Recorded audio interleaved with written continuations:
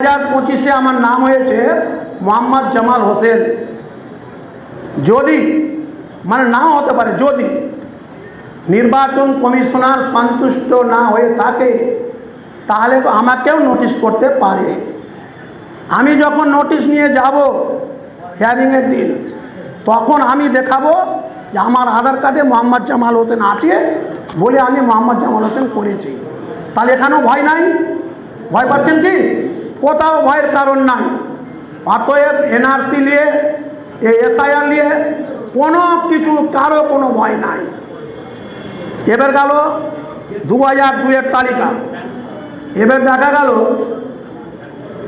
আমার বাড়িতে এই 2026-এ ভোটার লিস্টের নাম নথিভুক্ত হওয়ার বয়সের অর্থাৎ 18 বছর বয়সের সদস্য আছেন।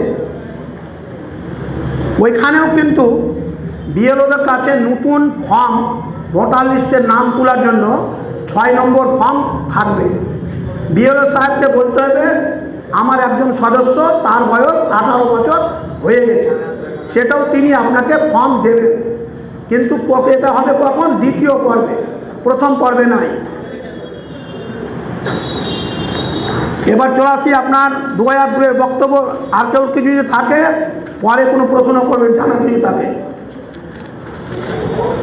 এবার আমার দাদা, আগে বলেছি আমার দাদা, কাকা বা দাদা বাইরে আছে, বাড়িতে নাই। তিনি একজন 2025-এর ভোটার। তার ফর্ম আমি ফিল আপ করে আমি বাড়ির সদস্য হিসাবে আমি জমা দিতে পারি, তারও কোনো ডকুমেন্টের ভয় নাই। তো কাজেই কাল থেকে আমাদের এসআইআর কাজ আরম্ভ হচ্ছে, আমরা তৈরি থাকবো সেই সব নিয়ে।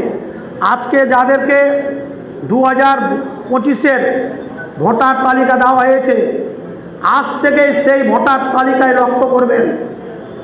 এখানে দেখা গেল ভোটার তালিকায় অনেক ব্যক্তি শিফটেড হয়েছে, অর্থাৎ এখান থেকে অন্যত্র বাড়ি করে স্থানান্তরিত হয়ে আছেন। সেটা নোট করবেন যে কোন ভোটারটা নথিভুক্ত হয়ে আছে। বিএলওকে রিপোর্ট দেওয়ার প্রয়োজন নাই যেটা এখান থেকে চলে গেছেন। যদি তার ওখানে ভোটার তালিকায় নাম না উঠে থাকে তাহলে সে আবার লিঙ্ক করতে পারবে না। কাজেই সেই ভোটারের ক্ষতি প্রয়োজন নাই। আমরা লক্ষ্য রাখবো এই ভোটারটা স্থানান্তরিত হয়েছে, শিফটেড হয়েছে, তা বলে আমরা বিএলওকে সেই রিপোর্টটা দিব না যে আমাদের এই ভোটারটা শিফটেড হয়ে আছে। যদি শিফটেড দেখতে দিলাম এখান থেকে তার নাম বাদ হয়ে গেল আর ওখানে তার নাম উঠলো না, সেই ভোটারটা আবার পড়ালো বিপাকে। কাজে সেটা একটা লক্ষ্য রাখতে হবে। দ্বিতীয়ত, কোনো ব্যক্তি, এটা বোঝা গেল কি না, মৃত্যু হয়েছে, ডিড ভোটার আছে, ডিড ভোটারের ক্ষেত্রে কোনো ভয়ের কারণ নাই।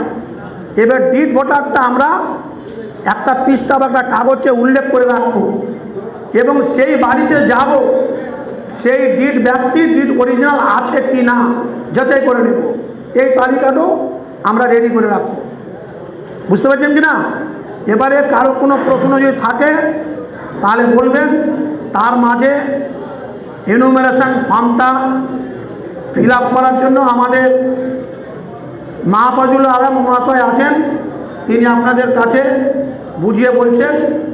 এই বলে আমি আমার সংক্ষিপ্ত বক্তব্য শেষ করছি। জয় হিন্দ, বন্দে মাতরম। যদি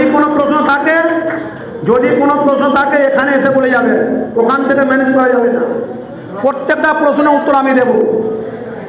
একটু বলেন। তুমি ঠিকই বলেছো, আমি বুঝতে পারলাম। বাইরের ক্ষেত্রে সিগনেচারটা কি হবে? বাইরের ক্ষেত্রে একজন প্রশ্ন করেছে, দাঁড়ান, একজন প্রশ্ন করেছে যে আমার দাদা বাইরে আছে, সেখানে কি হবে? আমি বুঝিয়েছি, তাহলে বুঝতে পারেননি। আমার দাদার নাম, দাদা বাইরে আছে। আমি আগে প্রথমে বলেছি যে বাড়ির যে কোনো সদস্য গণনা ফর্মটা নিতে পারে, সেইরূপ বাড়ির যে কোনো সদস্য, তার থেকে বড় সদস্য, হয়তো আমার থেকে ছোট হলে হবে না, আমি তার থেকে ছোট হলে হবে না।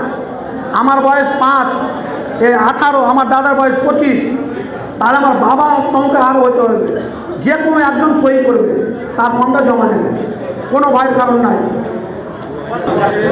যাদের শুনেন, যাদের বক্তব্য আছে আমরা জানি, বক্তব্য সবাইকে সুযোগ দেওয়া হবে, সেই জন্য ট্রেনিং। আপনারা একটু ধৈর্য ধরে বসুন, ট্রেনিংটা এখন শেষ হয়নি। এনুমেরেশন ফর্মটা আমরা কীভাবে ফিল আপ করবো সেটা আপনাদের তুলে ধরা হবে। আপনি বসুন, দেখে নিব। আসুন।